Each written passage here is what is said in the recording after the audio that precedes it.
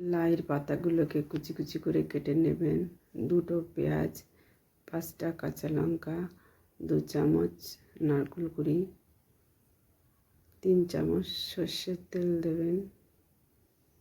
বাটাটা ভালো লাগলে লাইক আর সাবস্ক্রাইব করবেন। পেঁয়াজ কুচিগুলো দিয়ে দেবেন আর ওই কাঁচা লঙ্কাটা দিয়ে দেবেন।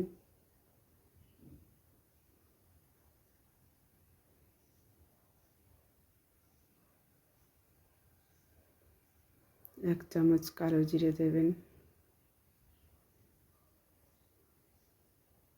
লাউয়ের পাতাটা যখন ভালো করে ধুয়ে ফেলবেন, যাতে জল না থাকে, জল ঝরিয়ে তারপরে কুচি করবেন। এবারে লাউয়ের পাতাটা দিয়ে দেবেন। পরিমাণ মতন একটু লবণ দেবেন। এটা ভাজা হয়ে গেলে, বেশি কড়া ভাজবেন না, এটা উঠিয়ে নারকেল কুড়ি 2 চামচ ছিল ওটাতে দিয়ে বেটে ফেলবেন। মিক্সারেও আপনারা বাটতে পারেন। নারকেল কুড়ি দিয়ে ওটা বেটে মিহি করে বাটবেন।